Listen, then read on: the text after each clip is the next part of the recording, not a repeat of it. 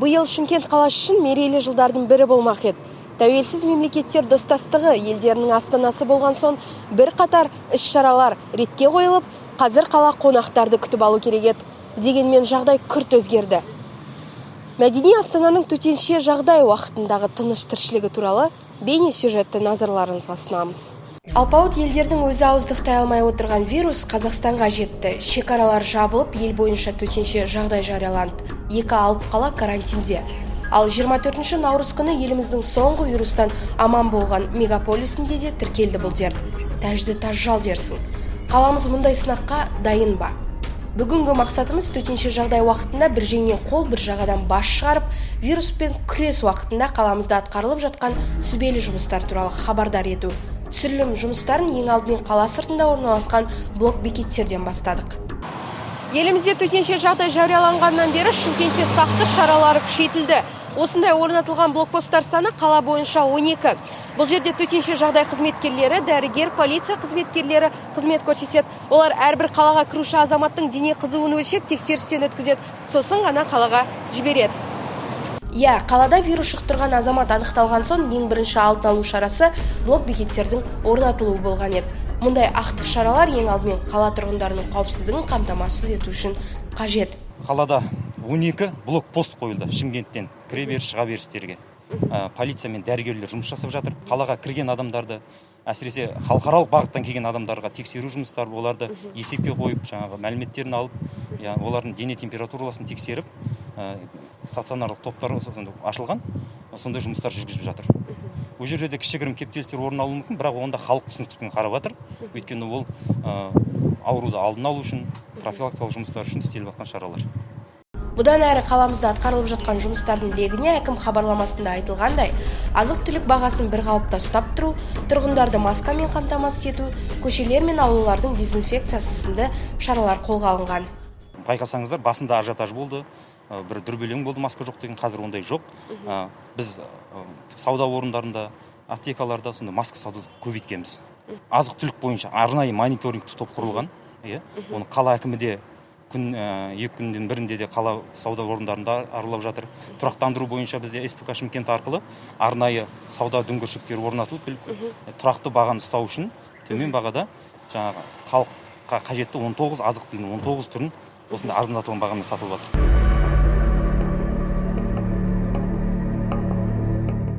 Қауіпсіздік шарасының келесі маңызды бөлігі қаладағы залалсыздандыру жұмыстары. Оған қазіргі таңда Қорғаныс министрлігінің сарбаздары да атсалысып жатыр. Қала әкімінің тапсырмасына сәйкес өңдеу тазалау жұмыстары негізгі көшелердегі аялдамалар мен қоқыс алаңшаларында және халық көп шоғырланатын жерлерден басталып, қаланың бүкіл аумағына ретпен үлестірілген.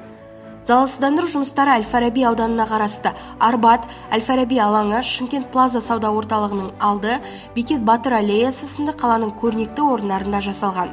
Әл-Фараби ауданының әкімі бұл жерлерде залалсыздандыру жұмыстары күніне 2 рет, таңертеңгі және кешкі уақытта жүргізілетінін айтты.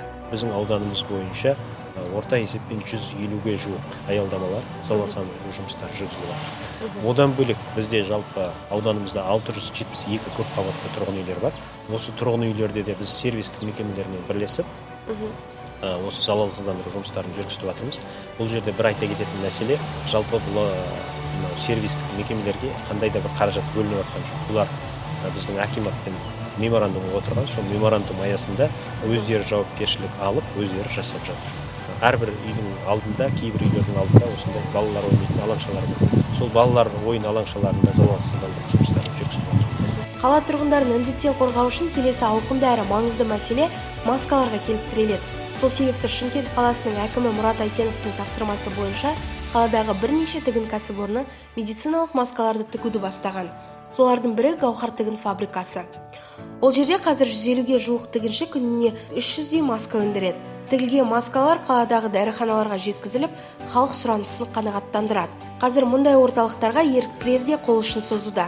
Сағат азанғы 9-дан кешкі 6-ға дейін бұл жерге өз еркімізбен келіп, көмек ретінде, қазақ халқына көмек ретінде келіп тұрмыз. Біз келген кезде бізге маска дайын маскалар тігіп береді.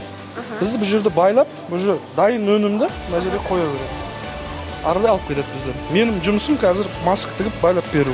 Еріктілер саны 30 шақты болғанмен тігін цехының басшысы маска тігуде жұмысшылардың әлі де жетпей жатқаны туралы айтты.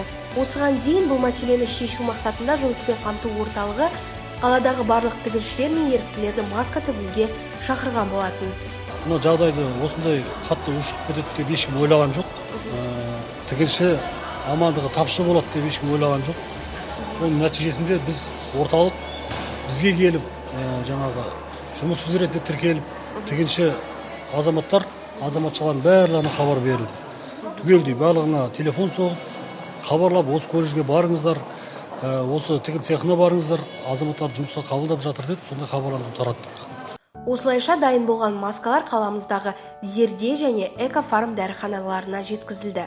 Бірақ дәріханашылар халық ол маскаларды келген бойда алып кетіп жатқанын айтты. Масканы барлық аптекаларға мүмкіншілік бойынша жеткізіп жатыр. Келгендей қазіргі не бойынша адамдар алып кетіп жатыр. Ал қазіргі ең соңғы поступление күтіп отырмыз.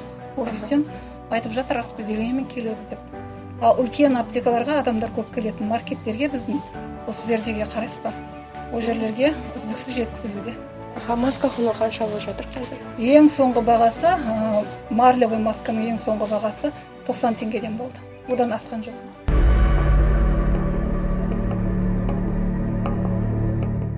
Ал бұрын соңды мұндай індетпен бетпе-бет келіп көрмеген қала халқы әлі күнге дейін жауапкершілікті толық сезінбеген сияқты. Оның себебі көшелерде маскасыз жүрген адамдар әлі де бар.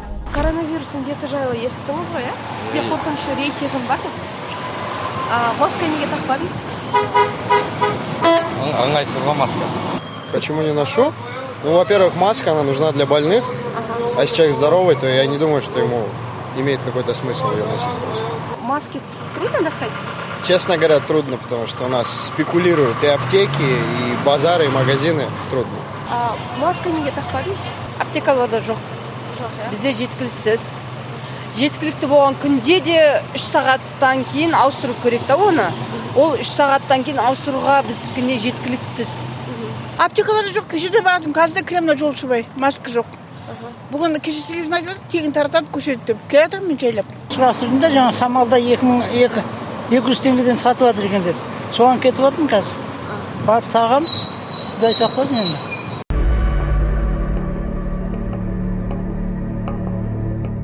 Үлкен сауда орындарына да кірген кезде міндетті түрде бетперде киіп кіру. Кейбір дүкендерде кіргізбей жатыр, оған ол да дұрыс деп есептеймін. Жалпы бұл тағы да тұрғындардың қауіпсіздігі. Сол нәрсені қайта билік тарапынан, немесе мынау әртістер тарапынан, елге белгілі азаматтар тарапынан қайта айтылып жатыр.